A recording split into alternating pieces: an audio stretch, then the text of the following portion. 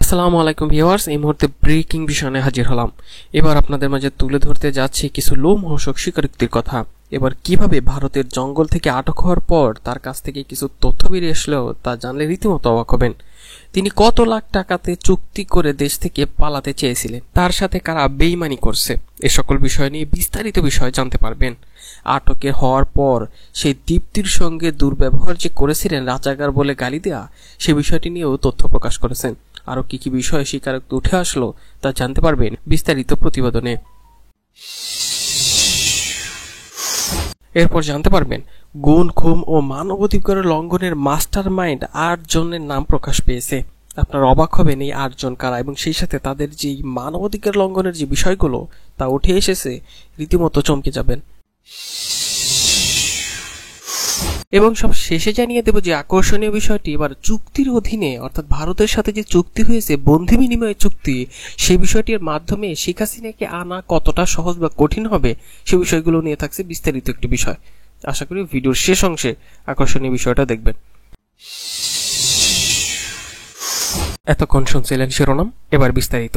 চলুন এবার আপনাদের মাঝে মূল বিষয়ে তুলে ধরি কি ঘটনা ঘটেছে এই গ্রেপ্তার হওয়া বা আটক হওয়া মানিকের সাথে।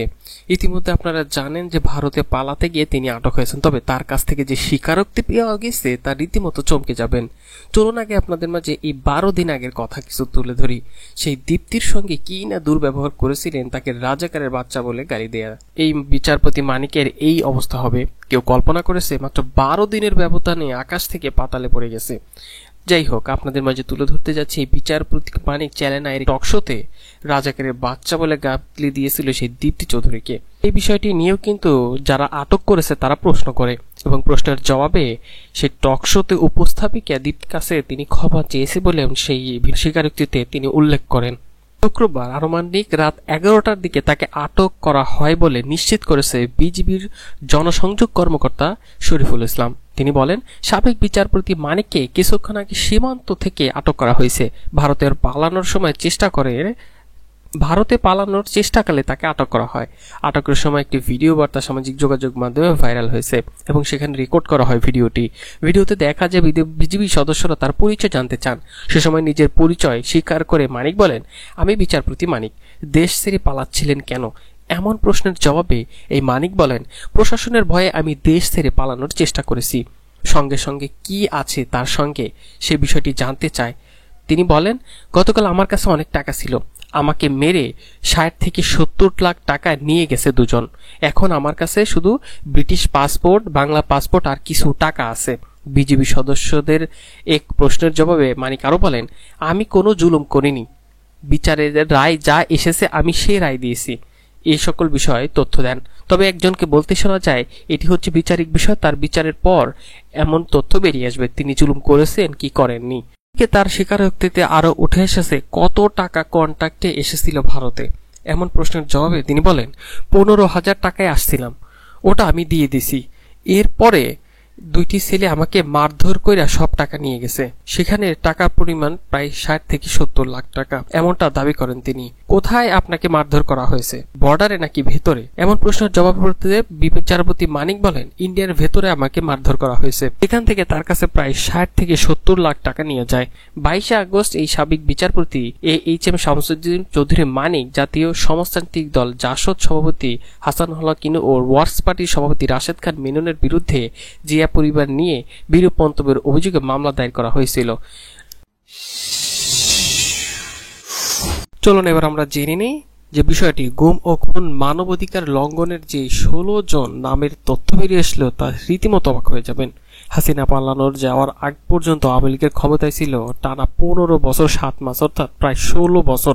এই দীর্ঘ সময়ে ক্ষমতাসীন সরকারের বিরুদ্ধে বিরোধী দলীয় নেতাকর্মীদের উপর নির্যাতন, বিরোধী মত দমন, সংবিধান সংশোধন, ব্যাংকিং ও অর্থনৈতিক খাতে লুট, 3বার বিতর্কিত নির্বাচন, ব্যাপক মাত্রায় বিচার বহির্ভূত হত্যাকাণ্ড, গুম, মানবাধিকার লঙ্ঘনের মাধ্যমে আন্তর্জাতিক অঙ্গনে দেশের ভাবমূর্তি ক্ষুণ্ণ করার ঘটনা ঘটেছে। এসব কাজে আওয়ামী লীগের দীর্ঘ সময় ক্ষমতা টিকিয়ে রাখতে কুশলীদের ভূমিকা পালন করে সরকারের উচ্চপদস্থ বেশ কয়েকজন কর্মকর্তারা। তাদের মধ্যে কয়েকজনের নামও প্রকাশ পেয়েছে। প্রজাতন্ত্রের কর্মসূচি হিসেবে বিধি অনুযায়ী নিরপেক্ষ ভূমিকা থাকার কথা থাকলেও অভিযোগ রয়েছে উচ্চ পর্যায়ের প্রশাসনের দলীয় কর্মীরাই মতোই ভূমিকা রেখেছে। তারা বিশ্লেষণ করেছে 15 বছরের আওয়ামী লীগের নেতৃত্বাধীন সরকারের ব্যবস্থা স্বৈরতান্ত্রিক হয়ে ওঠার কেন্দ্রবিন্দু ছিল দুর্নীতি ও ক্ষমতার অপব্যবহার। বিশেষ করে বিরোধী দল দমনের জন্য সরকার মানবাধিকারকে ভুলুণ্ঠিত করে দমন পীড়ন ও গুমের সংস্কৃতি চালু করে, যা দেশের প্রচলিত আইনকে বৃদ্ধাঙ্গুলি দেখিয়ে হাসিনার অঘোষিত আইন পালন করা হয়েছিল। এসবের মাত্রা বাড়তে বাড়তে এক পর্যায়ে সরকার টিকে থাকার হাতিয়ার হিসেবে দমন পীড়নকেই একমাত্র অবলম্বন মনে করতে থাকে। এই কারণেই কোটা সংস্কার আন্দোলনের থেকে বৈষম্য বিরোধী ছাত্র আন্দোলন যখন ছাত্র অভ্যুত্থানের রূপ নেয়, তখন সরকার পুলিশ বাহিনী দিয়ে নির্বিচারে গুলি করে আন্দোলনরত শিক্ষার্থী সহ সাধারণ মানুষকে হত্যা করতে দ্বিধাবোধ করেনি। স্বৈরাচারী আওয়ামী লীগের ক্ষমতাকে শক্তিশালী করে তোলার ক্ষেত্রে বড় ভূমিকা রেখেছে সাবেক সেনাপ্রধান জেনারেল আজিজ আহমেদ। 2018 সালের 25 জুন থেকে 21 সালের 23 জুন পর্যন্ত সময় তিনি সেনা প্রধানের দায়িত্বে ছিলেন। তার নামটি বড় অক্ষরে লেখা রয়েছে এই আজিজ আহমেদ। এদিকে জিয়াউল হাসান অন্যতম, বেনজির আহমেদ তো মাস্টার ওয়ান, তারেক আহমেদ ছিলেন একদম মাস্টার ওয়ানের ওয়ান, শাহিদুল হক, মনিরুল ইসলাম, হাবিবুর রহমান এবং হারুনুর রশিদ তারা তো ছিলেন, তাদেরকে সকলেই চিনেন। কিন্তু সবচেয়ে অবাক বিষয়, তারা এত কিছু করেও এখনো তাদের অনেকেই বিচারকের আওতায় আনা সম্ভব হয়নি। কিন্তু কেন হয়নি তাও ওটা অজানা। আজিজ আহমেদ তিনি কিন্তু তার ক্ষমতার বলে তার ভাই হারিস আহমেদকেও মুক্তি দিয়েছেন। এমন একটি বিষয় উঠে এসেছিল আল জাজিরা ইনভেস্টিগেশন টিমে অল দ্য প্রাইম মিনিস্টার শিরোনামে একটি প্রতিবেদনে, যেখানে উঠে এসেছিল তাদের লোমহর্ষক দুর্নীতির বিষয়। এই সকল বিষয় জানার পরেও, প্রমাণিত হওয়ার পরেও তাদের উপর বিরুদ্ধেও কোনো ব্যবস্থা নেওয়া হয়নি।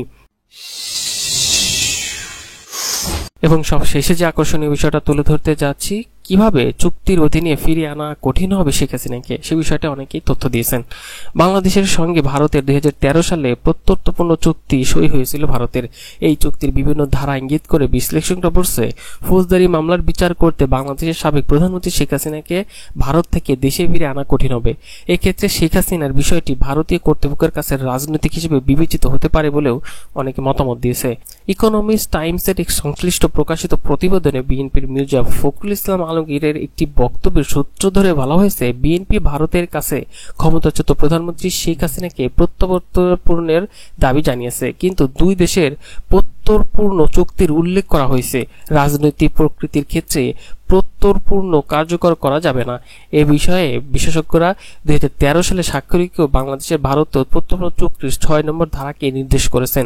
এই ধারে বলা হয়েছে, প্রত্যর্পূর্ণ প্রত্যাখ্যান করা যেতে পারে যদি রাজনৈতিক চরিত্রের কোনো অপরাধের জন্য অনুরোধ জানানো হয়। এই চুক্তির 8 নম্বর অনুচ্ছেদে খ ধারায় বলা হয়েছে, যে অপরাধের জন্য ব্যক্তিকে অভিযুক্ত বা দোষী সাব্যস্ত করা হয়েছে তা যদি একটি সামরিক অপরাধ হয়ে থাকে যা সাধারণ ফৌজদারি আইনের অধীনে অপরাধ নয়, এক্ষেত্রে প্রত্যর্পূর্ণ অনুরোধ প্রত্যাখ্যান করা যেতে পারে।